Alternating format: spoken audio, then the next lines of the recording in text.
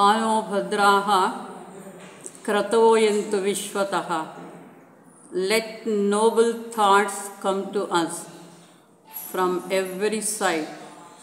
ವಾಗ್ದೇವಿ ಅಪರಾವತಾರವಾದ ಶ್ವೇತ ಸರಸ್ವತಿಗೆ ನಮಸ್ಕರಿಸುತ್ತಾ ನನ್ನೆಲ್ಲ ಸೋದರ ಸೋದರಿಯರಿಗೆ ನಮಸ್ಕರಿಸುತ್ತಾ ಈ ದಿನ ಮಾತೆ ಎನಿಬೆಸೆಂಟರನ್ನ ನೆನೆದು ಪೂಜ್ಯ ಭಾವನೆಯಿಂದ ಅವರಿಗೆ ನಮಸ್ಕಾರಗಳನ್ನು ತಿಳಿಸುವಂತಹ ಪವಿತ್ರವಾದ ದಿನ ಪ್ರತಿಯೊಬ್ಬ ಥಿಯೋಸಾಫಿಕಲ್ ಸೊಸೈಟಿ ಮೆಂಬರಿಗೂ. ಮಾತೆ ಎನಿಬೆಸೆಂಟರೇ ಬರ್ಕೊಳ್ತಾರೆ, ಪ್ರತಿ ವರ್ಷ ನಾನು ಥಿಯೋಸಾಫಿಕಲ್ ಸೊಸೈಟಿ ಮೆಂಬರ್ಶಿಪ್ಪನ್ನು ರಿನ್ಯೂವಲ್ ಮಾಡ್ಕೊಳ್ಳೋವಾಗ I feel very gratitude towards madam Blavatsky who made me enter the society as I go on realising the value of knowledge ಅಂತ ಹೇಳ್ತಾರೆ. ಅಂದರೆ ಜ್ಞಾನದ ಮಹತ್ವ ಎಷ್ಟು, ಜ್ಞಾನ ಅಂದರೆ ಏನು, ಆ ಜ್ಞಾನ ನಮ್ಮನ್ನು ಎಲ್ಲಿವರೆಗೂ ಕರ್ಕೊಂಡು ಹೋಗುತ್ತೆ, ಅದರ ಆಳ ಎಷ್ಟು ಅಂತ ನನ್ನ ಜೀವಿತಗಳಲ್ಲಿ ನಾನು ಅರಿತಾ ಇರಬೇಕಾದ್ರೆ ನನಗೆ ಅರ್ಥ ಆಗ್ತಾ ಇದೆ. ಆ ಥಿಯೋಸಾಫಿಕಲ್ ಸೊಸೈಟಿ ಮೆಂಬರ್ಶಿಪ್ಗೆ ನನಗೆ ಅವಕಾಶ ಮಾಡಿಕೊಟ್ಟ ಮೇಡಮ್ ಬ್ಲೆವೆಟ್ಸ್ಕಿ ಅವ್ರಿಗೆ ನಾನು ಎಷ್ಟು ಕೃತಜ್ಞಳಾಗಿ ಇರಬೇಕು. ಇದು ಭಾವನೆ. ನಾವು ಪ್ರತಿ ಸಲ ಒಂದು ಮೆಂಬರ್ಶಿಪ್ಪು ಒಂದು ರಸೀದಿ ತೊಗೊಳ್ಳೋವಂಥದ್ದು, ಅದಕ್ಕೊಂದಷ್ಟು ಪೇ ಮಾಡೋವಂಥದ್ದು ಆಯಿತು, ನಮ್ಮ ಜೀವನಗಳಲ್ಲಿ ಇದೂ ಒಂದು ಕೆಲಸ ಅಂತ ಅಂದ್ಕೊಳ್ಳೋದಕ್ಕಿಂತಲೂ ಗುರುಗಳು ನನಗೆ ಇಂಥ ಅವಕಾಶವನ್ನು ಕೊಟ್ಟಿದ್ದಾರೆ, ಇಂಥ ಪವಿತ್ರವಾದ ಸಂಸ್ಥೆಯಲ್ಲಿ ನನ್ನನ್ನು ಮೆಂಬರ್ ಮಾಡಿಕೊಂಡಿದ್ದಾರೆ, ನನ್ನ ಜ್ಞಾನಾರ್ಜನೆಗೆ ಬೇಕಾಗಿರುವಂಥ ಎಲ್ಲ ಅವಕಾಶಗಳನ್ನ ಮಾಡಿಕೊಟ್ಟಿದ್ದಾರೆ.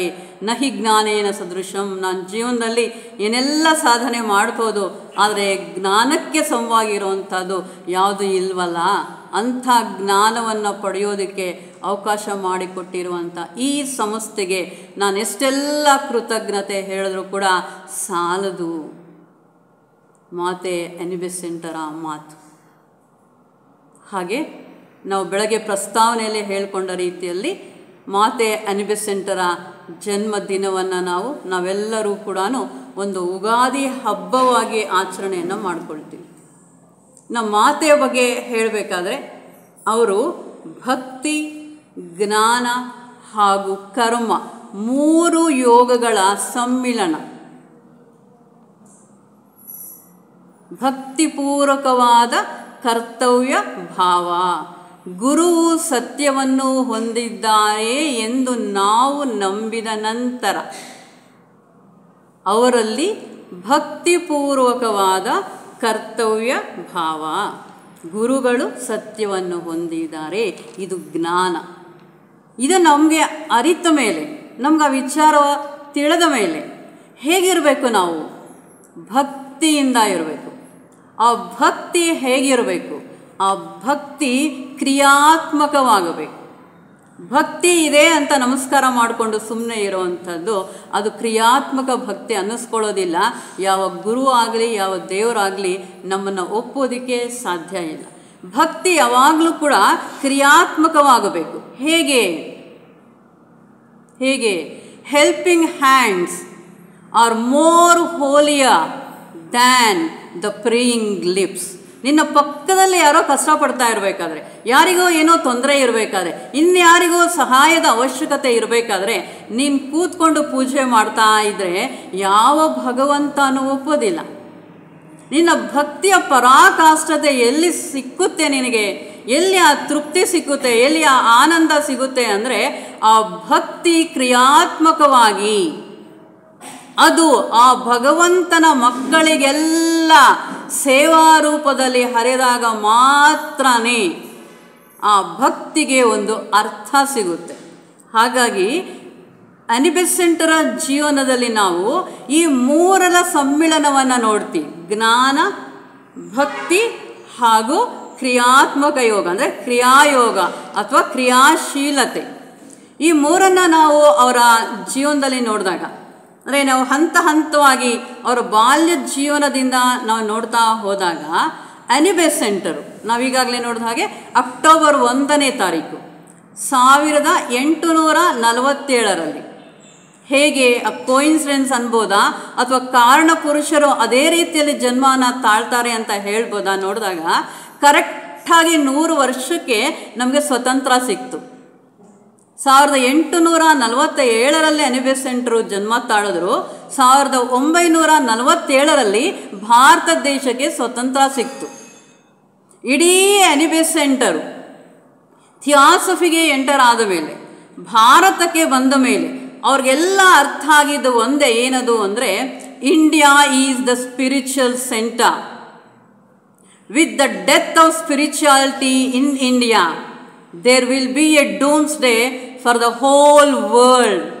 ಆಧ್ಯಾತ್ಮಿಕ ಕೇಂದ್ರವಾದ ಭಾರತದಲ್ಲೇ ಆಧ್ಯಾತ್ಮಿಕತೆ ಅನ್ನುವಂಥದ್ದು ಅದರ ಪ್ರಾಣವನ್ನು ಕಳ್ಕೊಳ್ತು ಅಂತ ಹೇಳಿದ್ರೆ, ಇನ್ನು ಇಡೀ ವಿಶ್ವದಲ್ಲಿ ನಾವೆಲ್ಲೂ ಕೂಡ ಆಧ್ಯಾತ್ಮಿಕತೆಯನ್ನು ನೋಡೋದಕ್ಕೆ ಸಾಧ್ಯ ಇಲ್ಲ. ಹಾಗಾಗಿ ಆಧ್ಯಾತ್ಮಿಕತೆ ಉಳಿಬೇಕು. ಆಧ್ಯಾತ್ಮಿಕತೆ ಉಳಿಬೇಕು ಅಂದರೆ ಭಾರತ ಉಳಿಬೇಕು. ಭಾರತ ಉಳಿಬೇಕು ಅಂದರೆ ಭಾರತಕ್ಕೆ ಸ್ವತಂತ್ರ ಬರಬೇಕು.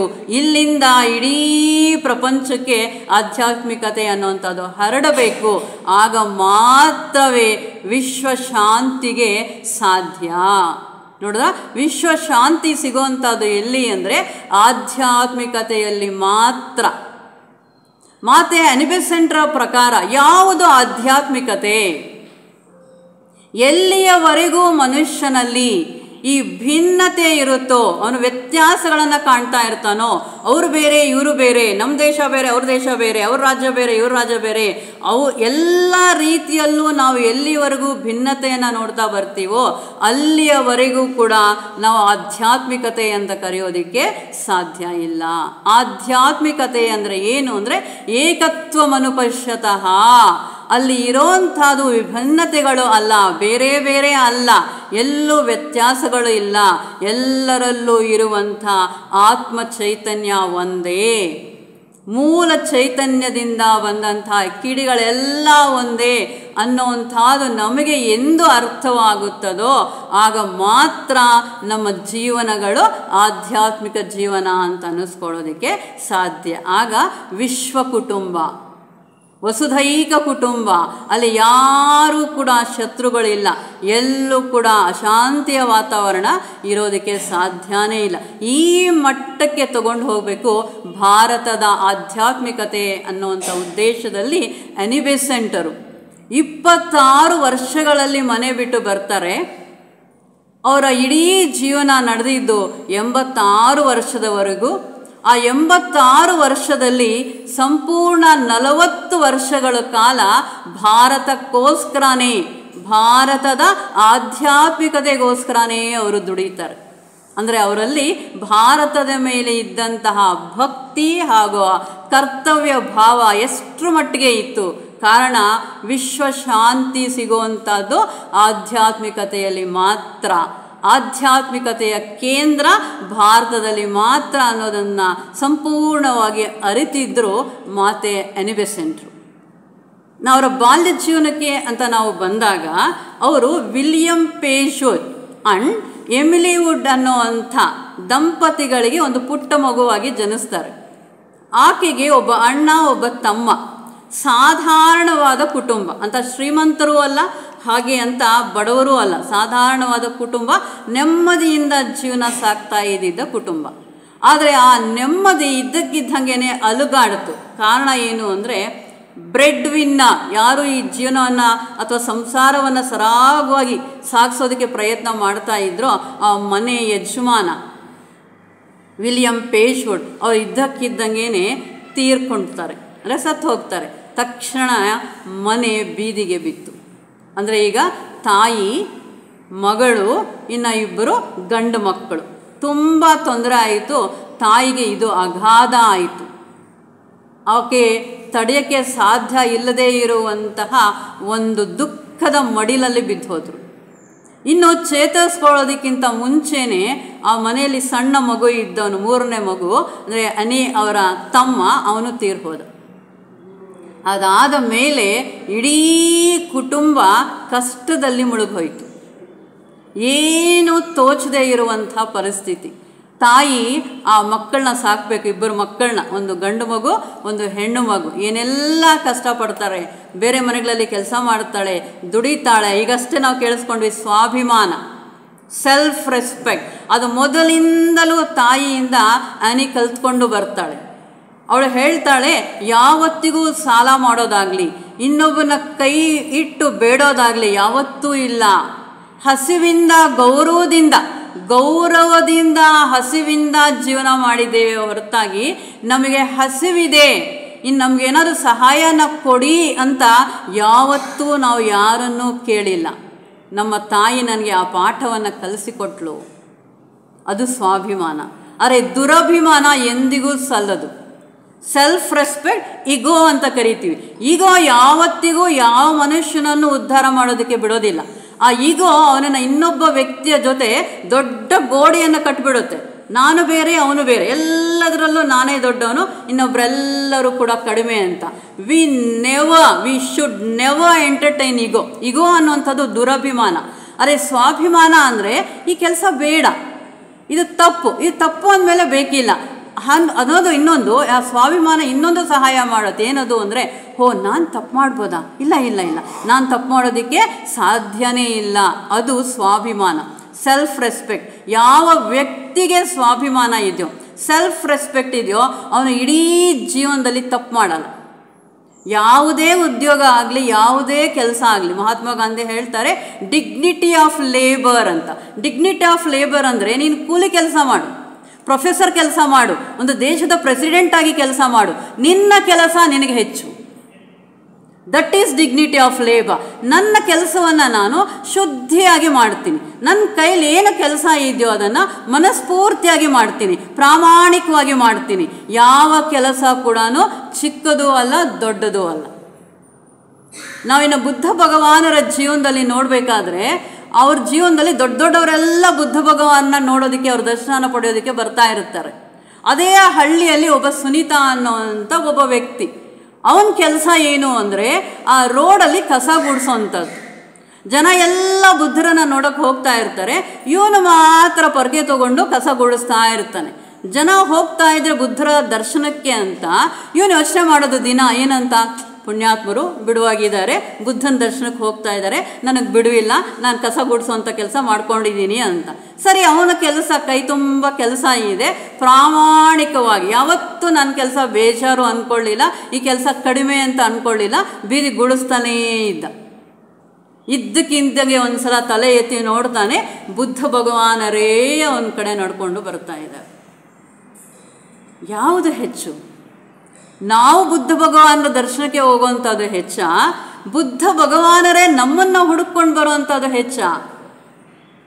This is dignity of labour. ಅಂದರೆ ಏನು? ನಮ್ಮ ಕೈಲಿರುವಂತಹ ಕೆಲಸ, ಕಳ್ತನ ಮಾಡಬಾರ್ದು, ಮೋಸ ಮಾಡಬಾರ್ದು, ಇನ್ನೊಬ್ಬರು ತೊಂದರೆ ಮಾಡಬಾರ್ದು, ಇನ್ನೊಬ್ಬರ ಕಣ್ಣಲ್ಲಿ ನೀರು ಬರುವಂಥ ಕೆಲಸನ ನಾವು ಮಾಡಬಾರ್ದು. ನನ್ನ ಕೆಲಸ, ನನ್ನ ಕೈಯಲ್ಲಿರುವಂಥ ಕೆಲಸ ನಾನು ಚೆನ್ನಾಗಿ ಮಾಡ್ಕೊಂಡು ಬರ್ತೀನಿ. This is dignity of labour. ಅವನ ಆ ಕೆಲಸವನ್ನು ಪರಿಪೂರ್ಣ ಶ್ರದ್ಧೆಯಿಂದ ಮಾಡಿದ ಕಾರಣ ಇವನು ಬುದ್ಧ ಭಗವಾನ ನೋಡೋಕ್ಕೆ ಹೋಗಲಿಲ್ಲ, ಬುದ್ಧ ಭಗವಾನರೇ ಇವನನ್ನು ನೋಡೋದಕ್ಕೆ ಬಂದರು. ಇದು ಪುಟ್ಟ ಮಗು ಇದ್ದಾಗಲಿಂದಲೂ ಆ್ಯನಿಗೆ ಅಭ್ಯಾಸ ಮಾಡಿಸಿದ್ರು ತಾಯಿ. ಮಗು, ನಮ್ಮ ಕಷ್ಟ ನಮ್ಮದು, ಸ್ವಾಭಿಮಾನದಿಂದ ಜೀವನ ಮಾಡೋಣ, ಇನ್ನೊಬ್ಬರ ಹತ್ರ ಕೈ ಚಾಚೋದು ಅಂದರೆ ಕಷ್ಟಪಟ್ಟು ಕೆಲಸ ಮಾಡೋಣ, ಆ ಕೆಲಸದಿಂದ ನಮಗೇನು ಸಿಗುತ್ತೋ ಅದನ್ನು ತಗೊಳ್ಳೋಣ, ಎಷ್ಟು ಮಟ್ಟಿಗೆ ಹಾಸಿಗೆ ಇದ್ದಷ್ಟು ಕಾಲು ಚಾಚು, ಎಷ್ಟು ಮಟ್ಟಿಗೆ ನಮ್ಮ ಕೈಲಿ ಸಾಧ್ಯ ಆದರೆ ಅಷ್ಟು ಮಟ್ಟಿಗೆ ನಾವು ನೆಮ್ಮದಿಯಿಂದ ಜೀವನ ಮಾಡೋಣ ಅಂತ ಪುಟ್ಟ ಮಗು ಇದ್ದಾಗಿಂದಲೂ ಕೂಡ ಆ್ಯನಿಗೆ ಅಭ್ಯಾಸ ಮಾಡಿಸ್ತಾ ಬಂದರು. ಪಾಪ ಎಷ್ಟೋ ದಿನಗಳು, ಇವತ್ತು ಆ್ಯನಿ ಬೆಸೆಂಟ್ ಅಂತೀವಿ, ಇವತ್ತು ಸಾಮ್ರಾಜ್ಯದ ರಾಣಿ, ಆಧ್ಯಾತ್ಮಿಕ ಸಾಮ್ರಾಜ್ಯದ ರಾಣಿ ಅಂತ ಹೇಳ್ತೀವಿ, ನಾವೆಲ್ಲರೂ ಕೈ ಮುಗಿತೀವಿ. ಆ ದಿನಗಳಲ್ಲಿ ಹಸುವಿಂದ ನರಳಿ ಮಲಗಿರುವಂಥ ಹಗಲುಗಳು ರಾತ್ರಿಗಳು ಎಷ್ಟೋ. ಅದಕ್ಕಾಗಿ ಮುಂದೆ ಅವರು ಹೇಳ್ತಾರೆ, ಯಾವುದೇ ಪದ ನನ್ನ ಕಿವಿಯಲ್ಲಿ ಬಿದ್ದರೂ ನಾನು ಕೇಳಿಸ್ಕೊಳ್ತೀನೇನೋ, ಆದರೆ ಯಾವ ವ್ಯಕ್ತಿನಾದರೂ ಹಸಿವು ಅಂತ ಹೇಳಿದ್ರೆ ನನ್ನ ಕೈಲಿ ತಡೆಯೋಕ್ಕಾಗಲ್ಲ. ಕಾರಣ ನನಗೆ ಗೊತ್ತಿದೆ ಹಸಿವು ಅಂದರೆ ಏನು, ಹಸಿವಿನ ನೋವು ಅಂದರೆ ಏನು ಅನ್ನೋಂಥದ್ದು ನನಗೆ ಗೊತ್ತಿದೆ.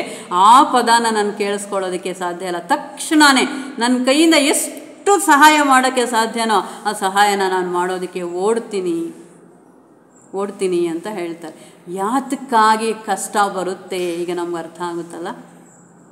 ಯಾತಕ್ಕಾಗಿ ಕಷ್ಟ ಬರುತ್ತೆ? ಮುಂದೆ ಒಂದು ದಿನ ಹಸಿವನ್ನು ನೀಗಿಸುವಂಥ ಮಹಾತಾಯಿಯಾಗಿ ಬೆಳಿಬೇಕಾದ್ರೆ ಆನಿಗೆ ಈಗ ಅರ್ಥ ಆಗಬೇಕು ಹಸಿವಿನ ಕಷ್ಟ ಏನು ಅಂತ. ಈಗ ಹಸಿವಿನ ಕಷ್ಟ ಏನು ಅಂತ ಅರ್ಥ ಆಗಿದ್ದಕ್ಕೆ ಮುಂದಿನ ಜೀವನಗಳಲ್ಲಿ ಆಕೆ ಹಸಿವು ಅಂತ ಯಾರಾದರೂ ಹೇಳಿದ್ದಾರೆ ಅಂದರೆ ಫಸ್ಟ್ ಓಡ್ ಹೋಗಿ ಅವರ ಹಸಿವಿನ ನೀಗಿಸುವಂಥ ಕೆಲಸನ ಮಾಡ್ತಾಯಿದ್ರು. ಹೀಗೆ ನಾವು ಇಡೀ ಆನಿ ಜೀವನನ ನೋಡ್ತಾ ಬಂದರೆ ಆ ಗುರುಗಳು ಅವರನ್ನು ತಿದ್ದೋದಕ್ಕೆ ಪ್ರಯತ್ನ ಮಾಡೋದರಲ್ಲಿ ಅವರು ಮಾಡಿದ ಕೆಲಸ ಏನು ಅಂದರೆ ಆನಿ ಜೀವನದ ತುಂಬ ಕಷ್ಟಗಳನ್ನು ಕೊಟ್ಟಿದ್ದೇನೆ. ಯಾತಕ್ಕಾಗಿ ಕಷ್ಟ ಬರುತ್ತೆ ಅಂದರೆ ಕಷ್ಟ ಬರುವಂಥದ್ದು ಇನ್ನೊಬ್ಬರ ಕಷ್ಟದಲ್ಲಿ ನಾವು ಸ್ಪಂದಿಸಬೇಕು ಅಂತ, ನಾವು ಕಷ್ಟದಲ್ಲಿ ಮುಳುಗೋಗ್ಬೇಕು ಅನ್ನೋಂಥ ಉದ್ದೇಶದಲ್ಲಿ ಅಲ್ಲ. ಮೀನಿಂಗ್ ಆಫ್ ಸಾರೋ, ದುಃಖದ ಅರ್ಥ, ದುಃಖ ಅಲ್ಲ ನಾವು ಅನುಭವಿಸ್ತಾ ಮುಳುಗೋಗ್ಬೇಕಾಗಿರೋಂಥದ್ದು. ಈ ದುಃಖ ಯಾತಕ್ಕಾಗಿ ಬಂತು, ಈ ಕಷ್ಟ ಯಾತಕ್ಕಾಗಿ ಬಂತು, ಈ ದುಃಖದಿಂದ ಈ ಕಷ್ಟದಿಂದ ನಾನು ಕಲಿಬೇಕಾಗಿರುವಂಥ ಪಾಠ ಏನು, ಈ ಪಾಠವನ್ನು ಕಲಿಯೋದಕ್ಕಾಗಿ ಕಷ್ಟಗಳು ಬರೋವಂಥದ್ದು. ಹಾಗೆಯೇ ಆನಿ ಅಣ್ಣ ಹಾಗೂ ತಂಗಿ ಇಬ್ಬರು ಇರ್ತಾರೆ. ತಾಯಿ ತುಂಬ ಕಷ್ಟದಲ್ಲಿ ಜೀವನ ಮಾಡ್ತಾ ಇರ್ತಾಳೆ. ಬೇರೆಯವ್ರ ಮನೆಗೆ ಕೆಲಸಕ್ಕೆ ಹೋಗುವಂಥದ್ದು, ಅವಳ ಕೈಲಾದ ಕೆಲಸಗಳನ್ನು ಮಾಡುವಂಥದ್ದು. ಈ ರೀತಿ ಮಾಡೋದ್ರಲ್ಲಿ ತಾಯಿಗೆ ಸದಾ ಒಂದು ನೆನಪು ಏನದು ಅಂದರೆ ಆ ತಂದೆಗೆ ಅಂದರೆ ವಿಲಿಯಂ ಪೇಜ್ವುಡ್ಗೆ ಮಗನನ್ನು ಚೆನ್ನಾಗಿ ಓದಿಸ್ಬೇಕು ಅಂತ ಆಸೆ. ಈಗ ಗಂಡ ತೀರೋಗಿರೋ ಕಾರಣ ಈಕೆಗೆ ಎಮಿಲಿಗೆ ಅಂದರೆ ಆನಿ ತಾಯಿಗೆ ಅವ್ರಿಗೆ ತುಂಬ ಆಸೆ ಇತ್ತಲ್ಲ ಆ ಮಗನನ್ನು ಓದಿಸ್ಬೇಕು ಅಂತ. ನಾನು ಓದಿಸ್ತೀನಿ ಮಗನನ್ನ ಅಂತ ಇನ್ನಷ್ಟು ಕಷ್ಟಪಡ್ತಾಳೆ ಮಗನ ಓದಿಗಾಗಿ. ಆದರೆ ಮನೆ ಪರಿಸ್ಥಿತಿಯಲ್ಲಿ ಇಬ್ಬರೂ ಮಕ್ಕಳನ್ನು ಓದಿಸೋದಕ್ಕೆ ತಾಯಿ ಕೈಯಲ್ಲಿ ಆಗಲ್ಲ. ಇನ್ನು ಸಾಮಾಜಿಕ ಪರಿಸ್ಥಿತಿಯಲ್ಲಿ ಹೆಣ್ಣು ಮಕ್ಕಳಿಗೆ ಆಗ ಓದಿನ ಕಡೆ ಗಮನ ಯಾರೂ ಕೊಡ್ತಾ ಇರಲಿಲ್ಲ. ಆ ಎರಡು ರೀತಿಯಲ್ಲಿ ಅಂದರೆ ಮನೆಯಲ್ಲಿ ಹಣದ ಕೊರತೆ ಒಂದು, ಹೆಣ್ಣು ಮಕ್ಕಳ ವಿದ್ಯಾಭ್ಯಾಸಕ್ಕೆ ಆದ್ಯತೆ ಇಲ್ಲದೇ ಇರೋವಂಥ ವಿಚಾರ ಒಂದು, ಎರಡೂ ಸೇರಿ ಪಾಪ ಆನಿಗೆ ಸ್ಕೂಲ್ಗೆ ಹೋಗೋದಕ್ಕೆ ಅವಕಾಶ ಸಿಗಲಿಲ್ಲ. ಹಾಗೆಯೇ ಆನಿ ಬೆಳೆದು ನಿಂತ ಮೇಲೆ ಹೆಣ್ಣು ಮಕ್ಕಳ ವಿದ್ಯಾಭ್ಯಾಸಕ್ಕೆ ಅಂತ ಇಡೀ ಜೀವನವನ್ನು ಮುಡುಪಾಗಿಡ್ತಾರೆ. ಇಲ್ಲ, ಎಲ್ಲರಿಗೂ ವಿದ್ಯಾಭ್ಯಾಸ ಬೇಕು, ಹೆಣ್ಣು ಮಕ್ಕಳಿಗೆ ವಿದ್ಯಾಭ್ಯಾಸ ಬೇಕು ಅನ್ನೋಂಥ ಉದ್ದೇಶದಲ್ಲಿ ನೋಡಿದ್ರೆ ಓದೋದಕ್ಕೆ ಅನುಕೂಲ ಸಿಗದೇ ಇದ್ದಿದ್ದ ಆನಿಗೆ ಓದಿನ ಮಹತ್ವ ಏನು, ಶಿಕ್ಷಣದ ಮಹತ್ವ ಏನು ಅನ್ನೋಂಥದ್ದು ಅರ್ಥ ಆಯಿತು. ಆದರೆ ಅಲ್ಲಿ ಇನ್ನೊಂದು ಅನುಕೂಲ ಸಿಕ್ಕುತ್ತೆ. ಏನದು ಅಂದರೆ ಆ ಆನಿ ಅಣ್ಣನ ಕರ್ಕೊಂಡು ಒಬ್ಬ ಟೀಚರ್ ನಿನಗೆ ನಾನು ಪಾಠಗಳನ್ನು ಕಲಿಸ್ಕೊಡ್ತೀನಿ ಅಂತ ಕರ್ಕೊಂಡು ಹೋಗ್ತಾರೆ. ಆಕೆ ತುಂಬ ಒಳ್ಳೆಯ ವ್ಯಕ್ತಿ, ಸಮಾಜ ಸೇವಕಿ, ಶ್ರೀಮಂತಳು. ಅವಳಿಗೆ ಈ ಮಕ್ಕಳಿಗೆ ಒಳ್ಳೆಯ ವಿಚಾರಗಳನ್ನ ತಿಳಿಸ್ಕೊಡ್ಬೇಕು ಅಂತ ಆಸೆ. ಆ ಸಂದರ್ಭದಲ್ಲಿ ಆಕೆ ಆನಿನ ಕೂಡ ಗಮನಿಸ್ಬಿಟ್ಟು ಆನಿಗೆ ತುಂಬ ಶ್ರದ್ಧೆ ಇದೆ ಓದಿನ ವಿಚಾರದಲ್ಲಿ, ಆನಿನ ಕೂಡ ಕರ್ಕೊಂಡು ಹೋಗ್ಬಿಟ್ಟು ಒಂದಷ್ಟು ಅವಳಿಗೆ ಓದನ್ನು ಕಲಿಸ್ಕೊಡ್ಬೇಕು ಅನ್ನೋವಂಥ ಉದ್ದೇಶದಿಂದ ಆನಿ ಹಾಗೂ ಅವರ ಅಣ್ಣ ಇಬ್ಬರನ್ನು ಕೂಡ ಆಕೆ ಕರ್ಕೊಂಡು ಹೋಗ್ತಾಳೆ. ಅವಳಲ್ಲಿ ಜೀವನ ಮಾಡೋ ಸಂದರ್ಭದಲ್ಲಿ ಆನಿಗೆ ಇನ್ನಷ್ಟು ಒಳ್ಳೆಯ ವಿಚಾರಗಳು ತಿಳ್ಕೊಳ್ಳೋದಕ್ಕೆ ಸಾಧ್ಯ ಆಯಿತು. ಒಂದು, ದೇವರ ಮೇಲೆ ಭಕ್ತಿ, ಕ್ರೈಸ್ತನ ಮೇಲೆ ಅಪಾರವಾದ ಭಕ್ತಿ. ಆ ಭಕ್ತಿ ಸೇವಾ ರೂಪದಲ್ಲಿ ಹರಿಬೇಕು ಅನ್ನೋವಂಥ ಒಂದು ವಿಚಾರ. ಯಾವಾಗ ಸೇವೆ ಮಾಡಬೇಕು ಅಂದಾಗ ನಮ್ಮಲ್ಲಿ ತ್ಯಾಗ ಮನೋಭಾವನೆ ಬೆಳಿಬೇಕು ಅನ್ನೋವಂಥ ಒಂದು ವಿಚಾರ. ಮಕ್ಕಳಲ್ಲಿ ಆಕೆ ಆ ಟೀಚರು ಒಳ್ಳೆ ವಿಚಾರಗಳನ್ನ ತಿಳಿಸ್ಕೊಡ್ತಾ ಇರ್ತಾರೆ. ಏನದು ಅಂತಂದರೆ ಇನ್ನೊಬ್ಬರ ಕಷ್ಟವನ್ನು ಅರ್ಥ ಮಾಡ್ಕೋಬೇಕು. ಅದಕ್ಕಾಗಿ ಒಂದು ದಿನ ನೀವ್ಯಾರೂ ಕೂಡ ತಿಂಡಿಯನ್ನು ತಿಂದಿರ ಇರಬೇಕು, ಅವಾಗ ಏನಾಗುತ್ತೆ, ಇನ್ನೊಬ್ಬರ ಹಸಿವೇನು ಅನ್ನೋವಂಥದ್ದು ನಮಗೆ ಅರ್ಥ ಆಗುತ್ತೆ. ಇನ್ನೊಂದು ದಿನ ಯಾವುದಾದ್ರೂ ಒಂದನ್ನು ನೀವು ತ್ಯಾಗ ಮಾಡಬೇಕು. ಅಂದರೆ ಏನು, ಸಕ್ಕರೆನ ನೀವು ಒಂದು ದಿನ ಯಾರೂ ಕೂಡ ಉಪಯೋಗಿಸ್ಬಾರ್ದು. ಸಕ್ಕರೆನ ಉಪಯೋಗಿಸದೇ ಇದ್ದಾಗ ಅದರಲ್ಲಿ ನಮಗೆ ಉಳಿಯುವಂಥ ಸಕ್ಕರೆ ಆಗಿರ್ಬೋದು ಅಥವಾ ಹಣ ಆಗಿರ್ಬೋದು, ಅದರಿಂದ ಇನ್ನೊಬ್ಬರಿಗೆ ಸಹಾಯ ಮಾಡಬೇಕು. ಅಂದರೆ ನಂದೆಲ್ಲ ನಂದೇ ಅನ್ನೋವಂಥ ಮನೋಭಾವನೆಯನ್ನು ಬಿಟ್ಟು ನನ್ನಲ್ಲಿ ಏನಿದ್ರೂ ಕೂಡ ಅದು ಹಂಚೋದಕ್ಕಾಗಿ ನನ್ನ ಹತ್ರ ಬಂದಿದೆ. Main idea of a theosophist, every talent should go to others. ನಿನ್ನಲ್ಲಿ ಏನಿದೆ, ಇವಾಗಲೇ ನಾವು ಅಂದ್ಕೊಂಡ್ವಲ್ಲ, ಯಾವುದು ಚಿಕ್ಕದು ಅಲ್ಲ, ಯಾವುದು ದೊಡ್ಡದು ಅಲ್ಲ. ನಿನ್ನಲ್ಲಿ ಹಣ ಇದೆಯಾ, ಆರೋಗ್ಯ ಇದೆಯಾ, ಧೈರ್ಯ ಇದೆಯಾ, ಒಳ್ಳೆ ಉದ್ಯೋಗ ಇದೆಯಾ, ಒಳ್ಳೆ ವಾಕ್ಚಾತುರ್ಯ ಇದೆಯಾ, ಇಲ್ಲ ಶಾರೀರಿಕವಾದ ಒಂದು ಶಕ್ತಿ ಇದೆಯಾ, ಇದು ಯಾವುದೂ ಕೂಡ ನಿನಗಾಗಿಯೇ ನಿನ್ನ ಹತ್ರ ಬಂದಿರೋವಂಥದ್ದು ಅಲ್ಲ. ನಿನ್ನ ಹತ್ರ ಹಣ ಇರೋವಂಥದ್ದು ಯಾತಕ್ಕಾಗಿ, ಯಾರಿಗೆ ಹಣ ಇಲ್ಲದಿರ ಹಣದ ಕೊರತೆಯಿಂದ ತೊಂದರೆಯನ್ನು ಅನುಭವಿಸ್ತಾ ಇದ್ದಾರೋ ಅವರಿಗೆ ಹಣದ ರೀತಿಯಲ್ಲಿ ನೀನು ಕೆಲಸನ ಮಾಡೋದಕ್ಕೆ, ಅವರಿಗೆ ಒಂದು ಸೇವೆಯನ್ನು ಮಾಡೋದಕ್ಕೆ, ಸಹಾಯವನ್ನು ಮಾಡೋದಕ್ಕೆ. ಇಲ್ಲ ನಿನಗೆ ಆರೋಗ್ಯ ಇದೆಯಾ, ಆರೋಗ್ಯ ನಿನಗಿರೋವಂಥದ್ದು ನೀನಷ್ಟೇ ನಿನ್ನ ಆರೋಗ್ಯವನ್ನು ಎಂಜಾಯ್ ಮಾಡೋದಕ್ಕಾಗಿ ಅಲ್ಲ. ನಿನ್ನ ಆರೋಗ್ಯದಿಂದ ಯಾರೋ ಅನಾರೋಗ್ಯದಲ್ಲಿ ನರಳ್ತಾ ಇದ್ದಾರಾ ಅವರಿಗೆ ನಿನ್ನ ಕೈಲಾದಂಥ ಸಹಾಯನ ಮಾಡುವಂಥದ್ದು. ಹಾಸ್ಪಿಟ್ಲಿಗೆ ಹೋಗಬೇಕಾಗಿದೆಯಾ ಅಥವಾ ಹಾಸ್ಪಿಟ್ಲಲ್ಲಿ ಅವ್ರು ನೋಡ್ಕೊಳ್ಳೋಂಥವ್ರು ಯಾರೂ ಇಲ್ವಾ, ಒಂದು ದಿನ ನಿನ್ನ ಸಮಯವನ್ನು ಅವರಿಗಾಗಿ ತ್ಯಾಗ ಮಾಡುವಂಥದ್ದು. ಅವ್ರಿಗೆ ಯಾರು ಅಲ್ಲಿ ಮಾತಾಡೋವಂಥವ್ರು ಯಾರೂ ಇಲ್ವಾ, ಅವರನ್ನು ನೀನು ಕರ್ಕೊಂಡು ಹೋಗುವಂಥದ್ದು, ಒಬ್ಬ ಡಾಕ್ಟರ್ನ ತೋರಿಸುವಂಥದ್ದು, ಅವ್ರಿಗೇನು ಸಹಾಯ ಬೇಕೋ ಅದನ್ನು ಮಾಡಿಕೊಡುವಂಥದ್ದು. ನಿನಗೆ ಧೈರ್ಯ ಇದೆಯಾ, ಆ ಧೈರ್ಯ ನೀನೊಬ್ಬನೇ ಧೈರ್ಯವಾಗಿ ಜೀವನ ಮಾಡೋದಕ್ಕಲ್ಲ. ಯಾರಿಗೆ ಧೈರ್ಯ ಇಲ್ವೋ, ಯಾರು ಭಯಸ್ಥರಿದ್ದಾರೋ ಅವರಿಗೆ ನಿನ್ನ ಧೈರ್ಯದ ಸಹಾಯದಿಂದ ಅವ್ರಿಗೊಂದು ಜೀವನವನ್ನು ರೂಪಿಸಿಕೊಡುವಂಥದ್ದು. ಈ ಎಲ್ಲ ವಿಚಾರಗಳನ್ನು ಆ್ಯನಿ ಪುಟ್ಟ ಮಗು ಇದ್ದಾಗಲೇ ಕಲಿತಾ ಬರೋದಕ್ಕೆ ಸಾಧ್ಯ ಆಯಿತು. ಹಾಗಾಗಿ ಆ್ಯನಿ ಜೀವನ ಸಂಪೂರ್ಣವಾಗಿ ಇನ್ನೊಬ್ಬರಿಗಾಗಿ ಜೀವನ ಮಾಡೋದು ಹೇಗೆ ಅನ್ನೋದನ್ನು ಕಲಿಯೋದಕ್ಕೆ ಸಾಧ್ಯ ಆಯಿತು. ಇನ್ನು ನೆಕ್ಸ್ಟ್ ಆ್ಯನಿ ಕಲ್ತಿದ್ದೇನು ಅಂದರೆ ಎಕ್ಸ್ಪ್ರೆಷನ್. ತನ್ನಲ್ಲಿ ಏನು ಇದೆ ಅಥವಾ ಏನು ವಿಚಾರಗಳು ಇದೆ ಅದನ್ನು ಒಳ್ಳೆಯ ರೀತಿಯಲ್ಲಿ ಇನ್ನೊಬ್ಬರಿಗೆ ಅರ್ಥ ಆಗೋ ರೀತಿಯಲ್ಲಿ ತಿಳಿಸ್ಕೊಡೋದನ್ನು ಕೂಡ ಪ್ರಾಕ್ಟೀಸ್ ಮಾಡ್ತಾ ಬಂತು. ಇವೆರಡು ಒಳ್ಳೆಯ ಗುಣಗಳು ಆ್ಯನಿಗೆ ಸ್ವಂತ ಆಯಿತು. ಹೀಗೆ ಜೀವನ ಬೆಳಿಬೇಕಾದರೆ ಆ್ಯನಿ ಜೀವನದಲ್ಲಿ ಬೆಸೆಂಟ್ ಅನ್ನುವಂಥ ಒಬ್ಬ ವ್ಯಕ್ತಿಯ ಪ್ರವೇಶ ಆಗುತ್ತೆ. ಬೆಸೆಂಟ್ ವ್ಯಕ್ತಿಯ ಪ್ರವೇಶ ಆದಾಗ ಅವರಲ್ಲೂ ಕೂಡ ನೋಡಿ ಯಾವ ರೀತಿಯಾದ ಮನೋಭಾವನೆ ಇರುತ್ತೆ ಅಂತ. ಆ ಬೆಸೆಂಟ್ ಅನ್ನೋವಂಥವ್ರು, ಫ್ರ್ಯಾಂಕ್ ಬೆಸೆಂಟ್ ಅನ್ನೋವಂಥವ್ರು ಚರ್ಚಲ್ಲಿ ಒಬ್ಬ ಪಾದ್ರಿ. ಆ್ಯನಿ ಚರ್ಚಲ್ಲಿ ಸೇವೆ ಮಾಡ್ತಾ ಇರೋದನ್ನು ನೋಡಿ ಅವರಿಗೆ ಆ್ಯನಿನ ಮದುವೆ ಆದರೆ ಇಬ್ಬರೂ ಸೇರಿ ಚರ್ಚಲ್ಲಿ ಸೇವೆ ಮಾಡ್ಬೋದು ಅನ್ನೋವಂಥ ಮನೋಭಾವನೆ ಬರುತ್ತೆ. ಆ್ಯನಿಗೂ ಕೂಡ ಒಂದೇ ಮನೋಭಾವನೆ, ಏನದು ಅಂದರೆ ಮದುವೆ ಮಾಡಿಕೊಂಡು ಸುಖವಾಗಿರಬೇಕು ಅನ್ನೋಂಥ ಭಾವನೆ ಯಾವತ್ತೂ ಅವಳಿಗೆ ಬಂದಿರಲಿಲ್ಲ. ಆ್ಯನಿಗೆ ಬಂದ ಭಾವನೆಯೂ ಒಂದೇ, ಪಾದ್ರಿಯನ್ನು ಮದುವೆ ಆದರೆ ಅದರಿಂದ ನನಗೆ ಎರಡು ಅನುಕೂಲಗಳಿದೆ. ಒಂದು, ಯಾವಾಗಲೂ ಚರ್ಚಲ್ಲಿ ಇದು ಸೇವೆ ಮಾಡೋದಕ್ಕೆ ಒಂದು ಅವಕಾಶ ಇದೆ. ಇನ್ನು ಜೊತೆಯಲ್ಲಿ ಆ ಚರ್ಚ್ಗೆ ಸಂಬಂಧಪಟ್ಟ ವಿಚಾರಗಳನ್ನು ತಿಳ್ಕೊಂಡು ನಾನು ಭಕ್ತಿಯ ಹಾದಿಯಲ್ಲಿ ನಡೆಯೋದಕ್ಕೆ ಸಾಧ್ಯ ಇದೆ ಅಂತ. ಹಾಗಾಗಿ ಆ್ಯನಿ ಹಾಗೂ ಫ್ರ್ಯಾಂಕ್ ಬೆಸೆಂಟರ ಮದುವೆ ನಡೆಯುತ್ತೆ. ಅಲ್ಲಿಂದ ಮುಂದಕ್ಕೆ ಆ್ಯನಿ ಬೆಸೆಂಟ್ ಆಗ್ತಾರೆ. ಥಿಯಾಸಫಿ ಸಾಹಿತ್ಯ ಅಭ್ಯಾಸ ಇರೋವಂಥವ್ರಿಗೆ, ಥಿಯಾಸಫಿ ಮೆಂಬರ್ಸ್ ಆಗಿರೋವಂಥವ್ರಿಗೆ ಎಲ್ಲರಿಗೂ ಕೂಡ ಬೆಸೆಂಟ್ ಅಮ್ಮ ಅಂತ. ಹಿಂದಿನವರೆಲ್ಲ ಕೂಡ ಈಗಲೂ ಹೇಳೋವಂಥದ್ದು ಬೆಸೆಂಟ್ ಅಮ್ಮ. ಬೆಸೆಂಟ್ ಅಮ್ಮ ಇಡೀ ಥಿಯಾಸಫಿ ಕುಟುಂಬದಲ್ಲಿ ಸುಮಾರು ಜೀವರಾಶಿಗಳಿಗೆ ನೆಮ್ಮದಿಯನ್ನು ತಂದುಕೊಟ್ಟ ಮಹಾನ್ ಚೇತನ. ಆ ಮಹಾನ್ ಚೇತನಕ್ಕೆ ನಾವು ಎಷ್ಟು ಬಾಗಿದರೂ ಕಡಿಮೆನೆ. ನಮ್ಮ ಕೃತಜ್ಞತೆಯನ್ನು ನಾವು ತೀರಿಸ್ಕೋಬೇಕಾಗಿರೋವಂಥದ್ದು, ತೋರಿಸ್ಕೋಬೇಕಾಗಿರೋವಂಥದ್ದು ಒಂದೇ ಒಂದು ಹಾದಿಯಲ್ಲಿ. ಏನದು ಅಂದರೆ ಅವರು ನಡೆದ ಹಾದಿಯಲ್ಲಿ, ಅವರ ಸೇವಾ ಹಾದಿಯಲ್ಲಿ, ಅವರ ತ್ಯಾಗದ ಹಾದಿಯಲ್ಲಿ ನಾವೊಂದು ಸಣ್ಣ ಸಣ್ಣ ಹೆಜ್ಜೆಗಳನ್ನು ಇಟ್ಟರೆ ಸಾಕು, ನಿಜವಾಗಲೂ ಕೂಡ ನಾವು ಆ ಆ್ಯನಿ ಬೆಸೆಂಟರಿಗೆ ನಮ್ಮ ಕೃತಜ್ಞತೆಗಳನ್ನು ತೋರಿಸ್ಕೊಳ್ಳೋದಕ್ಕೆ ಇರುವಂತಹ ಏಕೈಕ ಹಾದಿ, ಒಂದೇ ಹಾದಿ. ಏನದು ಅಂದರೆ ಅವರು ಯಾವ ಉದ್ದೇಶಗಳನ್ನು, ಯಾವ ಧ್ಯೇಯಗಳನ್ನು ಇಟ್ಕೊಂಡು ಜೀವನ ಮಾಡಿದ್ರೋ ಅಂಥ ಮಹತ್ತರವಾದ ಸೇವೆ ನಮ್ಮ ಕೈಯಲ್ಲಿ ಆಗದೇ ಇರ್ಬೋದು. ನಮ್ಮ ಕೈಲಂತೂ ಅಳಿಲು ಸೇವೆಗೆ ಕೊರತೆ ಇಲ್ಲ. ಹನುಮಂತ ಮಾಡಿದಷ್ಟು ಸೇವೆ ನನ್ನ ಕೈಯಲ್ಲಿ ಮಾಡೋದಕ್ಕೆ ಆಗೋದಿಲ್ಲ ಅಂತ ನಾವು ಯೋಚನೆ ಮಾಡಿ ಸುಮ್ಮನೆ ಇರೋದ್ರ ಬದಲಿಗೆ ಹನುಮಂತನಷ್ಟು ಸೇವೆ ನಮ್ಮ ಕೈಯಲ್ಲಿ ಮಾಡೋಕ್ಕಾಗೋದಿಲ್ಲ ಅಂತ ಅಳಿಲು ಸುಮ್ಮನೆ ಇರಲಿಲ್ಲ. ಅಳಿಲೇನು ಮಾಡಿತು? ಅದರ ಕೈಲಾದ ಸೇವೆ ಅದು ಮಾಡಿತು.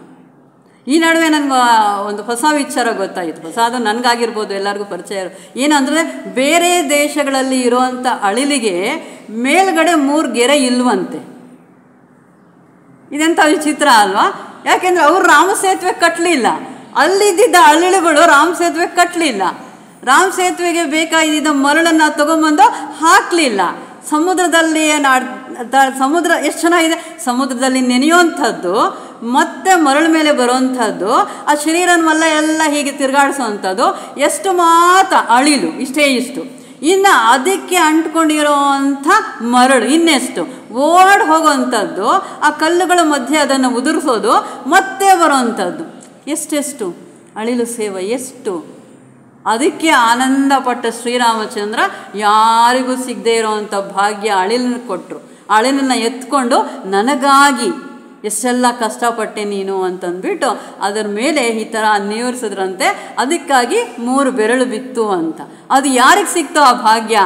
ಭಾರತೀಯ ಅಳಿಲಿಗೆ ಮಾತ್ರ ಸಿಕ್ತು. ರಾಮ ಸೇತುವೆಯನ್ನು ಕಟ್ಟೋದಕ್ಕೆ ಪ್ರಯತ್ನ ಮಾಡಿದ ಅಳಿಲಿಗೆ ಮಾತ್ರ ಸಿಕ್ತು. ಹಾಗಾಗಿ ನಾವು ಪ್ರಾಮಾಣಿಕ ಪ್ರಯತ್ನ, ಅವ್ರು ದೊಡ್ಡವರಪ್ಪ, ಅವ್ರು ಏನೇನೋ ಮಾಡಿಕೊಂಡ್ರು, ಅಷ್ಟೆಲ್ಲ ನಮ್ಮ ಕೈಲಿ ಆಗುತ್ತಾ ಅಂದ್ಕೊಂಡು ನಾವು ಮನೆಯಲ್ಲಿ ಮಲಗಬೇಕಾಗಿಲ್ಲ.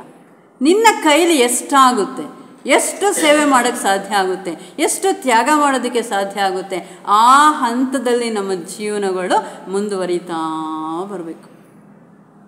ಇಂಥ ಆನಿ ಬೆಸೆಂಟ್ಗೆ ಪಾಪ ಪುಟ್ಟ ಮಗು ಇದ್ದಾಗ ತುಂಬ ಕಷ್ಟಗಳನ್ನು ಅನುಭವಿಸ್ತಾ ಬಂದಳು. ತಿಂಡಿಗೂ ಕೂಡ ಇಲ್ದಿರ ಜೀವನ ನರಳುತ್ತಾ ಬಂತು. ಆದರೆ ಈಗ ಒಬ್ಬ ಪಾದ್ರಿಯನ್ನು ಮದುವೆ ಆದ ಮೇಲೆ ತಿಂಡಿಗೆ ಸಮಸ್ಯೆ ಇಲ್ಲ. ಪಾದ್ರಿಯ ಹೆಂಡತಿ ಅಂತ ಗೌರವಕ್ಕೆ ಕಡಿಮೆ ಇಲ್ಲ. ಬಂದವರೆಲ್ಲ ಚರ್ಚಿಗೆ ಬಂದವರೆಲ್ಲ ಮಾತಾಡೋದೇನು, ಆಕೆಗೆ ಗೌರವ ಕೊಡುವಂಥದ್ದೇನು, ಇದೇ ಹೀಗೇ ನಡೀತಾ ಬಂತು. ಆದರೆ ಆನಿ ಬೆಸೆಂಟು ಸುಖವಾಗಿದ್ದಿದ್ರೆ ನಮಗೆ ಬೆಸೆಂಟಮ್ಮ ಸಿಗ್ತಾ ಇರಲಿಲ್ಲ, ಆಕೆ ಜಗನ್ಮಾತೆ ಆಗ್ತಾ ಇರಲಿಲ್ಲ. ಹಾಗಾಗಿ ಏನಾಗಬೇಕಾಯಿತು, ಆನಿ ಬೆಸೆಂಟ್ ಜೀವನದಲ್ಲಿ ಕಷ್ಟಗಳು ಬರಬೇಕಾಯಿತು. ಯಾವ ರೂಪದಲ್ಲಿ ಕಷ್ಟಗಳು ಬಂತು ಅಂದರೆ, ಒಬ್ಬ ಮಗ, ಒಬ್ಬ ಮಗಳು. ಮಗಳಿಗೆ ಶ್ವಾಸಕೋಶದಲ್ಲಿ ರಂಧ್ರ, ಸದಾ ಕೆಮ್ಮು, ಹಗಲು ರಾತ್ರಿ ಕೆಮ್ಮು. ಪುಟ್ಟ ಮಗು ಕೆಮ್ತಾ ಸುಸ್ತಾಗ್ಬಿಡ್ತಾ ಇತ್ತು ಮಗು. ತಾಯಿ ಕರಳಲ್ವಾ, ತುಂಬ ನೋವಾಗ್ತಾಯಿತ್ತು ಆನಿ ಬೆಸೆಂಟ್ಗೆ. ಯಾತಕ್ಕೆ ಈ ಪುಟ್ಟ ಮಗು ಎಷ್ಟು ಕಷ್ಟಪಡ್ತಾ ಇದೆ, ಯಾತಕ್ಕಾಗಿ ಇಷ್ಟು ನೋವನ್ನು ಅನುಭವಿಸ್ತಾ ಇದೆ, ಯಾಕೆ ಈ ಕೆಮ್ಮು? ಅಯ್ಯೋ ಭಗವಂತ, ಆ ಮಗುಗೆ ಬದಲು ನನಗೆ ಕೆಮ್ಮು ಕೊಡಬಾರ್ದಿತ್ತ, ನಾನು ಹೇಗೋ ತಡೀತಾ ಇದ್ದೆ, ಆ ಪುಟ್ಟ ಮಗುಗೆ ಯಾಕೆ ಕಂಟಿನ್ಯೂಸ್ ಆಗಿ ಕೆಮ್ಮು ಈ ಥರ ಕೆಮ್ತಾ ಇದೆಯಲ್ಲ ಅಂತ ಏನು ಮಾಡಿದ್ರು, ಎಷ್ಟೆಲ್ಲ ಔಷಧಿಗಳು ಕೊಡಿಸಿದ್ರು ಕೂಡ ಮಗು ಕೆಮ್ಮು ವಾಸಿ ಆಗ್ತಾನೇ ಇರಲಿಲ್ಲ. ನಮ್ಮ ಭಾರತೀಯರಿಗಾಗಿದ್ದಿದ್ರೆ ಒಂದೇ ಉತ್ತರ, ಸುಲಭವಾದ ಉತ್ತರ, ಯಾವುದೋ ಕರ್ಮ, ಯಾವ ಜನ್ಮದ್ದೋ ಕರ್ಮ, ಅಷ್ಟೇ ಅಲ್ಲ. ಆದರೆ ಆಗ ಆ ಪಾಶ್ಚಾತ್ಯರಿಗೆ ಕರ್ಮ ಸಿದ್ಧಾಂತದ ಅರಿವು ಇರಲಿಲ್ಲ. ಅವ್ರಿಗೆ ಆನಿ ಬೆಸೆಂಟ್ರಿಗೆ ಒಂದು ಪ್ರಶ್ನೆ ಬಂತು. ಏನಂತ? ಜೀಸಸ್ ಕರುಣಾಮಯಿ ಅಂತ ಹೇಳ್ತಾರಲ್ಲ, ನಿಜವಾಗ್ಲೂ ಜೀಸಸ್ ಕರುಣಾಮಯಿ ಆಗಿದ್ದಿದ್ರೆ, ಅವನಿಗಷ್ಟೆಲ್ಲ ಕರುಣೆ ಇದ್ದಿದ್ದರೆ, ಆ ಪುಟ್ಟ ಮಗು 24 ಗಂಟೆ ಕೆಮ್ತಾ ಇದೆಯಲ್ಲ, ಯಾತಕ್ಕಾಗಿ ಜೀಸಸ್ಗೆ ಕರುಣೆ ಬರಲಿಲ್ಲ? ಯಾತಕ್ಕಾಗಿ ಕೆಮ್ಮನ್ನು ವಾಸಿ ಮಾಡಲಿಲ್ಲ? ಯಾತಕ್ಕಾಗಿ ಮಗುನ ನೋಡ್ತಾ ಇಲ್ಲ? ದೊಡ್ಡ ಪ್ರಶ್ನೆ ಬಂತು. ಚರ್ಚ್ ಅಲ್ವಾ, ಚರ್ಚಲ್ಲಿ ಪಾದ್ರಿ ಅಲ್ವಾ ಗಂಡ, ಕೇಳಿದ್ಲು, ಹೌದು ಈ ಮಗು ಇಷ್ಟೆಲ್ಲ ಕಷ್ಟಪಡ್ತಾ ಇದೆ, ಯಾತಕ್ಕಾಗಿ ಅದಕ್ಕೆ ವಾಸಿ ಆಗ್ತಾ ಇಲ್ಲ, ಕ್ರೈಸ್ತ ಏನು ಮಾಡ್ತಾ ಇದ್ದಾರೆ ಅಂತ ಕೇಳಿದ್ರು. ಗಂಡನಿಗೆ ಕೋಪ ಬಂದುಬಿಡ್ತು. ನೀನು ಏನು ಮಾಡ್ತಾ ಇದೆಯಾ, ಏನು ಪ್ರಶ್ನೆ ಕೇಳ್ತಾ ಇದೆಯಾ, ಏನಿದೆ ಅದನ್ನು ಒಪ್ಕೋ ಅಷ್ಟೆ, ಪ್ರಶ್ನೆ ಮಾಡುವಂಥ ಹಕ್ಕು ನಿನಗೆ ಇಲ್ಲ. ಅದರಲ್ಲೂ ಹೆಂಡತಿಗೆ ಗಂಡನನ್ನು ಪ್ರಶ್ನೆ ಮಾಡುವಂಥ ಹಕ್ಕು ಇಲ್ಲವೇ ಇಲ್ಲ. ನೀನು ಆ ಪ್ರಶ್ನೆಗಳನ್ನು ಕೇಳಬಾರ್ದು, ಅನುಭವಿಸ್ಬೇಕು ಅಷ್ಟೇ. ಇಲ್ಲ, ಈಕೆಗೆ ಯಾವಾಗಲೂ ಆ ಮಗು ಕೆಮ್ಮುತ್ತೆ, ಕೆಮ್ಮದಾಗೆಲ್ಲ ಕೂಡ ಯಾತಿಕೆ ಯಾತಿಕೆ ಯಾತಿಕೆ ಈ ಪ್ರಶ್ನೆ. ಹಾಗಾಗಿ ನೋಡಿ, ಮತ್ತೊಂದು ಸಲ ಪ್ರಾಮಾಣಿಕತೆ. ಚರ್ಚ್ಗೆ ಹೋಗೋದನ್ನು ಬಿಟ್ಟುಬಿಟ್ರು. ಯಾತಕ್ಕೆ ಚರ್ಚ್ಗೆ ಹೋಗೋದನ್ನು ಬಿಟ್ಬಿಟ್ರು ಅಂದರೆ, ಕ್ರೈಸ್ತೇ ಇದ್ದಾದ ಮೇಲೆ, ಕ್ರೈಸ್ತ ಸರ್ವಾಂತರ್ಯಾಮಿ ಆದ ಮೇಲೆ, ಕ್ರೈಸ್ತ ಕರುಣಾಮಯ ಆದ ಮೇಲೆ ನನ್ನ ಮಗು ಇಷ್ಟು ನೋವನ್ನು ಅನುಭವಿಸ್ತಾ ಇದ್ದರೆ ಯಾಕೆ ಇದನ್ನು ಕಡಿಮೆ ಮಾಡಲಿಲ್ಲ ಅಂದಮೇಲೆ ನನಗೆ ಕ್ರೈಸ್ತರ ಮೇಲೆ ಇರೋವಂಥ ನಂಬಿಕೆ ಸಡಿಲ ಆಯ್ತಲ್ವಾ. ನಂಬಿಕೆ ಸಡಿಲ ಆದಮೇಲೆ ನಾನು ಚರ್ಚ್ಗೆ ಹೋಗೋದ್ರಲ್ಲಿ ಅರ್ಥ ಇಲ್ಲ. ಯಾತಕ್ಕೆ ಹೋಗಬೇಕು ಚರ್ಚ್ಗೆ? ನಂಬಿಕೆ ಇದ್ದರೆ ತಾನೇ ಚರ್ಚ್ಗೆ ಹೋಗಬೇಕು. ಚರ್ಚ್ಗೆ ಹೋಗೋದಕ್ಕೆ ನಂಬಿಕೆ ಇಲ್ಲ ಅಂದಮೇಲೆ ಚರ್ಚ್ಗೆ ಹೋದರೆ ಅಪ್ರಾಮಾಣಿಕತೆ ಆಗುತ್ತೆ. ಬೇಡ, ಸುಮ್ಮನಾದ್ರು. ಅರೆ ಗಂಡ ಒಪ್ಪಲಿಲ್ಲ, ಇಲ್ಲ ನೀನು ಪಾದ್ರಿಯ ಹೆಂಡತಿಯಾಗಿ ಚರ್ಚ್ಗೆ ಬರಲಿಲ್ಲ ಅಂದರೆ ನಾನು ಜನರಿಗೆ ಏನು ಉತ್ತರ ಹೇಳಿ? ನಿನ್ನ ಹೆಂಡ್ತಿನೇ ಬರ್ತಾ ಇಲ್ವಲ್ಲ, ಇನ್ನು ನಾವೇನು ಅಂತ ಕೇಳ್ತಾರೆ. ನೀನು ನಂಬ್ತೀಯೋ ಇಲ್ವೋ, ಇಷ್ಟ ಇದೆಯೋ ಇಲ್ವೋ, ನೀನು ಚರ್ಚ್ಗೆ ಬರಬೇಕು. ಇಬ್ಬರ ಮಧ್ಯೆ ಬಿರುಕು ಸ್ಟಾರ್ಟ್ ಆಯಿತು. ಆ ಬಿರುಕು ಅಲ್ಲಿಗೆ ನಿಲ್ಲಿಲ್ಲ, ಅದು ಬೆಳೀತಾ ಬೆಳೀತಾ ಬೆಳೀತಾ ಬಂತು. ಆ್ಯನಿ ಬೆಸೆಂಟ್ರನ್ನ ಅವರು ಅರ್ಥ ಮಾಡಿಕೊಳ್ಳಲಿಲ್ಲ. ಯಾಕೆ ಆ ನೋವನ್ನು ಅನುಭವಿಸ್ತಾ ಇದ್ದಾಳೆ? ತಾಯಿ ಕರಳಲ್ವಾ, ಆ ನೋವು ಯಾಕೆ ಅದು ಅರ್ಥ ಮಾಡಿಕೊಳ್ಳೋ ಅಂಥ ಮನೋಸ್ಥಿತಿಯಲ್ಲಿ ಫ್ರ್ಯಾಂಕ್ ಬೆಸೆಂಟ್ರು ಇರಲಿಲ್ಲ.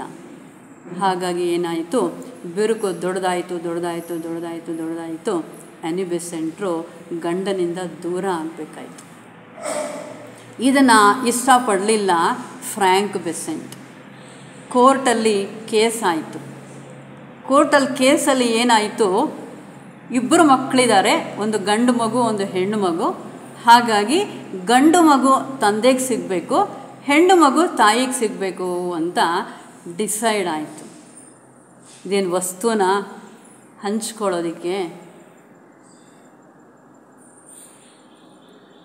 ಈಗಿನ ಕಾಲದಲ್ಲೂ ನಾವು ನೋಡ್ತಾ ಇದ್ದೀವಲ್ಲ, 4 ಮಕ್ಕಳಿದ್ದರೆ ತಂದೆ ತಾಯಿಗಳು ಎಷ್ಟು ಪ್ರೀತಿಯಿಂದ ಸಾಕ್ತಾರೆ.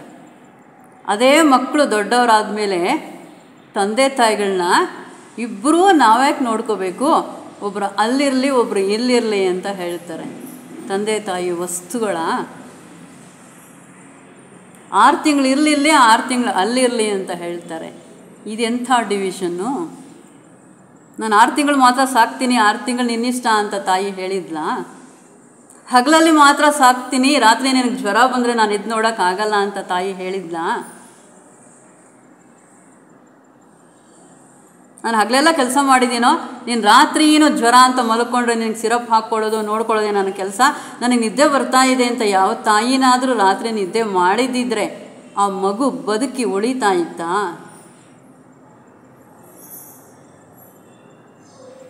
ಓದ್ಬಿಡ್ತೀವಿ, ಮಗನನ್ನು ತಂದೆ ಕಡೆ ಮಗಳನ್ನು ತಾಯಿ ಕಡೆ ಕೊಟ್ಟರು ಅಂತ. ಬಟ್ ಆ ತಾಯಿ ಹೃದಯ ಯಾವ ಥರ 2 ಭಾಗ ಆಗಿರಬೇಕು. ಮಗನನ್ನು ಕರ್ಕೊಂಡು ಫ್ರ್ಯಾಂಕ್ ಬೆಸೆಂಟ್ ಹೊರಟು ಬಿಟ್ರೆ, ಇಬ್ಬರು ಮಕ್ಕಳಿದ್ದಾಗ love is not a loaf of bread to be divided. ಅಂದರೆ ಅರ್ಥ ಏನು? ಮನೇಲಿ ತಿಂಡಿ ಇದೆ, 4 ಮಕ್ಕಳಿದ್ದಾರೆ, ತಾಯಿ ಏನು ಮಾಡ್ತಾಳೆ, ಆ ತಿಂಡಿಯನ್ನು ಭಾಗ ಭಾಗ ಭಾಗ ಮಾಡಿ 4 ಭಾಗ ಮಾಡಿ 4 ಮಕ್ಕಳಿಗೆ ಹಂಚ್ತಾಳೆ. ಒಂದೊಂದು ಮಗುಗೆ ಕಾಲು ಕಾಲು ಕಾಲು ಕಾಲು ಭಾಗ ಸಿಗುತ್ತೆ.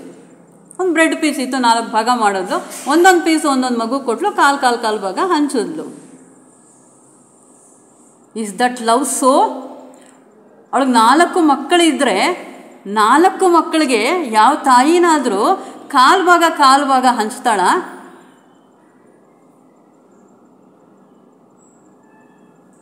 ಸಂಪೂರ್ಣವಾದ ಪ್ರೀತಿಯನ್ನು ಮಗುಗೆ 1ನೇ ಮಗು ಕೊಡ್ತಾಳೆ, ಸಂಪೂರ್ಣವಾದ ಪ್ರೀತಿಯನ್ನು 2ನೇ ಮಗು ಕೊಡ್ತಾಳೆ, ಸಂಪೂರ್ಣವಾದ ಪ್ರೀತಿಯನ್ನು 3ನೇ ಮಗು ಕೊಡ್ತಾಳೆ. ಹಾಗೆಯೇ ಸಂಪೂರ್ಣವಾದ ಪ್ರೀತಿಯನ್ನು 4ನೇ ಮಗುಗೂ ಕೂಡ ಕೊಡ್ತಾಳೆ. ಇದು ಬ್ರೆಡ್ ಅಲ್ಲ, ಇದು ತಿಂಡಿ ಅಲ್ಲ ಹಂಚ್ಕೊಳ್ಳೋದಕ್ಕೆ. ಮತ್ತು ತಂದೆ ತಾಯಿಗಳು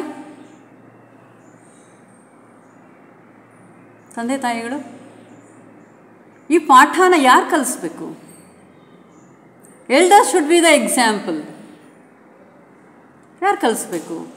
ದೊಡ್ಡವ್ರು ಕಲಿಸ್ಬೇಕು. ಹೇಗೆ ಕಲಿಸ್ಬೇಕು? Practical theosophy is not for preaching. ತಂದೆ ತಾಯಿಗಳನ್ನ ಚೆನ್ನಾಗಿ ನೋಡ್ಕೋಬೇಕು ಅಂತ ನಾವು ಮಕ್ಕಳಿಗೆ ಹೇಳಿದ್ರೆ ಅವ್ರ ತಂದೆ ತಾಯಿಗಳನ್ನ ಚೆನ್ನಾಗಿ ನೋಡ್ಕೊಳ್ಳೋದಲ್ಲ. ನಾವು ತಂದೆ ತಾಯಿಗಳನ್ನ ಚೆನ್ನಾಗಿ ನೋಡಿಕೊಂಡು ಅವ್ರಿಗೆ ತಿಳಿಸ್ಕೊಡ್ಬೇಕು. We should become an example.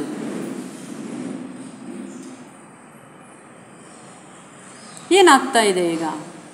ಯಾರನ್ನ ತಪ್ಪು ಅನ್ನೋದಕ್ಕಾಗುತ್ತೆ? ಯಂಗರ್ ಜನ್ರೇಷನ್ ತಪ್ಪು ಅನ್ನೋಕ್ಕಾಗುತ್ತಾ?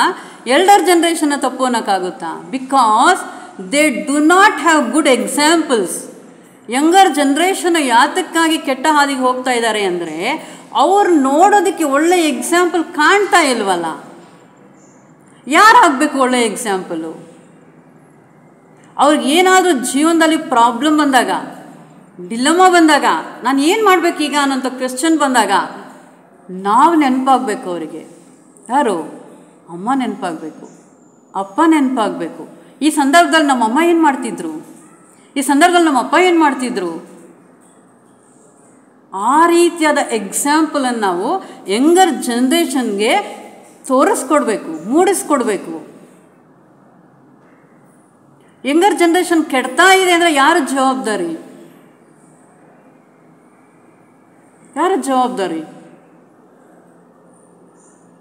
ನಮ್ಮ ಕಣ್ಮುಂದೆ ಇಲ್ಲ. ಅಟ್ಲೀಸ್ಟ್ ಅವ್ರಿಗೆ ಲಿಟ್ರೇಚರ್ ಕೊಡೋಣ.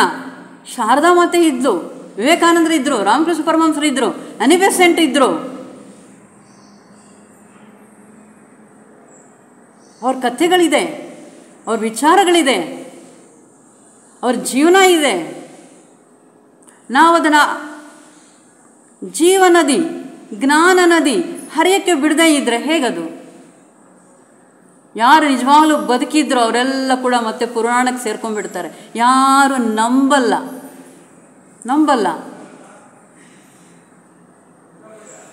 ಈಗ ತಾನೇ ನೋಡಿದ್ವಿ, ಲಾಲ್ ಬಹದ್ದೂರ್ ಶಾಸ್ತ್ರಿ ಹತ್ರ ಎಷ್ಟು ಜೊತೆ ಬಟ್ಟೆ ಇತ್ತು, ಕಲಾಂರ ಹತ್ರ ಎಷ್ಟು ಜೊತೆ ಬಟ್ಟೆ ಇತ್ತು. ಯಾತಕ್ಕಾಗಿ? ಹೇಗೆ ಅವ್ರ ಜೀವನವನ್ನು ಮಾಡಿದ್ರು? ಇನ್ನು ಕೆಲವು ವರ್ಷಗಳಾದ್ಮೇಲೆ ಲಾಲ್ ಬಹದ್ದೂರ್ ಶಾಸ್ತ್ರಿ ಯಾರು ನಂಬ್ತಾರೆ? ಅಂಥವ್ರು ಯಾರಾದ್ರೂ ಜೀವನ ಮಾಡೋಕ್ಕೆ ಸಾಧ್ಯನಾ?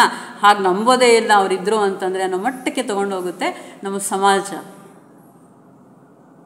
ಹಾಗೆ ಅನಿ ಬೆಸೆಂಟ್ರ ಜೀವನದಲ್ಲಿ ಮಗ ದೂರ ಅಂತ. ನಂತರದಲ್ಲಿ ಈಕೆಗೆ ಚರ್ಚ್ಗೆ ಹೋಗೋದನ್ನು ಬಿಟ್ಟಳು.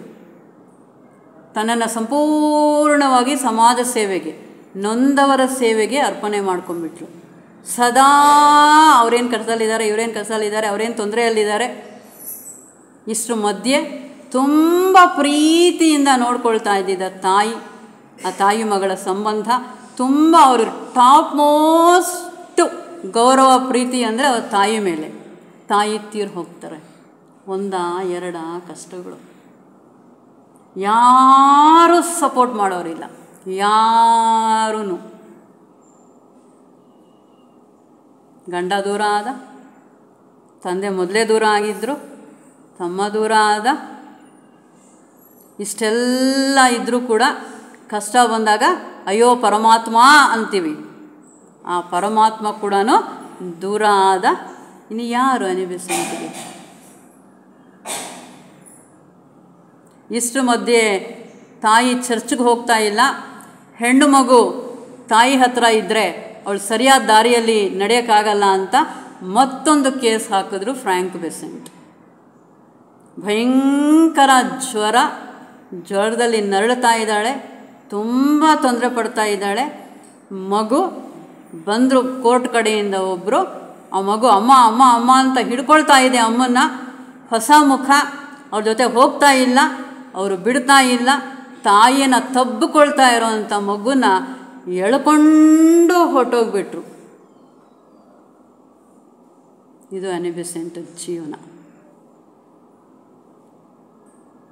ಅಳ್ತಾ ಇದೆ ಮಗು, ಅಮ್ಮ ಅಮ್ಮ ನಾನು ಹೋಗಲ್ಲ, ನನಗೆ ಅಮ್ಮ ಬೇಕು ಅಮ್ಮ ಬೇಕು ಅಮ್ಮ ಬೇಕು ಅಂತ.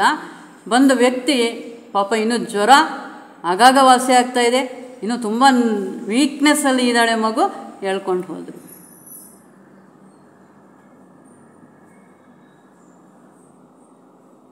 ಎಷ್ಟು ನೋವು, ತುಂಬ ನೋವನ್ನು ಅನುಭವಿಸ್ತಾರೆ. ಸೈಕಲಾಜಿಕಲ್ ಡಿಪ್ರೆಷನ್, ತುಂಬ ಊಹೆ ಮಾಡಿದಷ್ಟು ಮಾಡ್ಬೋದು. ಜ್ವರ ಬರುತ್ತೆ, ಮನಸ್ಸು ತುಂಬಾ ತೊಂದರೆಗೀಡಾಗುತ್ತೆ, ಏನು ಅರ್ಥ ಆಗದೆ ಇರೋವಂಥ ಪರಿಸ್ಥಿತಿಗೆ ಬಂದುಬಿಡ್ತಾರೆ. ಪರಿಚಯ ಇರೋರು ಅವರೋ ಇರೋರು ಸ್ವಲ್ಪ ಹಾಗೆ ಅವ್ರಿಗೆ ಸೇವೆ ಮಾಡಿ ಸರಿ ಮಾಡೋ ಅಂಥ ಪ್ರಯತ್ನನ ಮಾಡ್ತಾರೆ. ಆಗ ಡಿಸೈಡ್ ಮಾಡ್ತಾರೆ, ದಿಸ್ ಈಸ್ ಥಿಯಾಸಫಿ. ಏನದು? Deprived of my own children, I should become the mother of all the helpless children. ನೋಡಿದ್ರ, ನನ್ನ ಸ್ವಂತ ಮಕ್ಕಳಿಂದ ದೂರ ಆದ ನಾನು ಯಾವ ಯಾವ ಅನಾಥ ಮಕ್ಕಳಿದ್ದಾರೆ, ಯಾವ ಯಾವ ಕಷ್ಟದಲ್ಲಿರುವಂಥ ಮಕ್ಕಳಿದ್ದಾರೆ, ಆ ಎಲ್ಲ ಮಕ್ಕಳ ತಾಯಿಯಾಗಿ ನನ್ನ ಜೀವನನ ನಡೆಸ್ತೀನಿ ಅಂತ.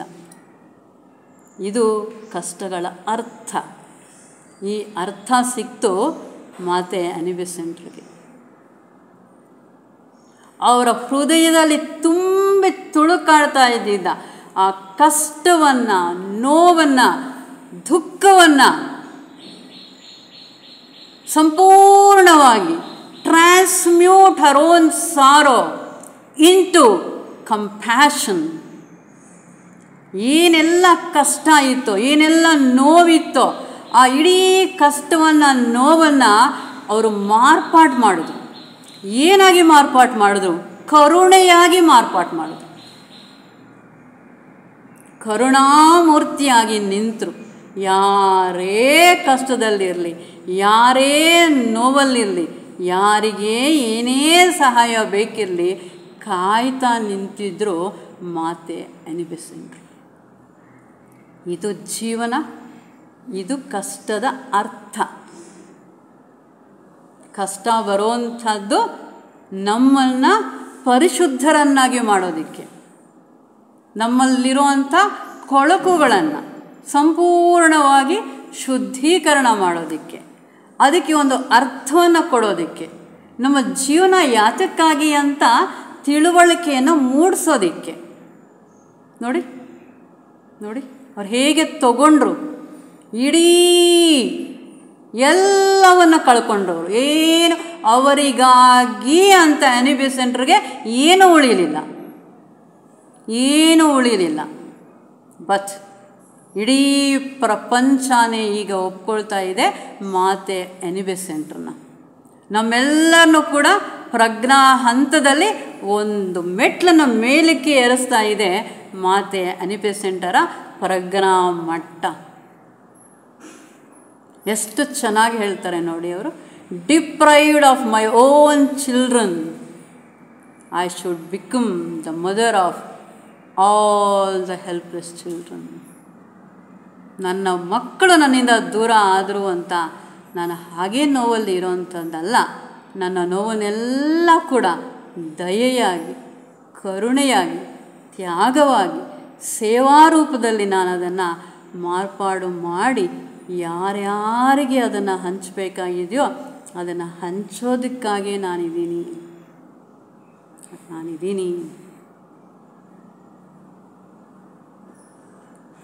ನೋಡಿದ್ರ, ಇಂಥ ಸಂದರ್ಭದಲ್ಲಿ ಅವರಿಗೆ ಸಿಕ್ಕಿದ್ದು ಅಮೋಘವಾದ ಒಂದು ವಿಚಾರ. ಏನದು ಅಂದರೆ ಥಿಯಾಸಫಿ. ಮೇಡಮ್ ಬ್ಲೆವೆಟ್ಸ್ಕಿಯವರ ಪರಿಚಯ. ಅಲ್ಲಿಂದ ಮುಂದೆ ಅವರ ಇಡೀ ಜೀವನನೇ ಸಂಪೂರ್ಣವಾಗಿ ಮಾರ್ಪಾಟಾಗಿ ಹೋಯಿತು. ಅವರ ಇಡೀ ಜೀವನ ಗುರುಗಳ ಕೈಗೆ ಹೋಯಿತು. ಯಾವಾಗ? ನಂದು ಅನ್ನುವಂಥದ್ದನ್ನು ಸಂಪೂರ್ಣವಾಗಿ ಬಿಟ್ಟಾಗ.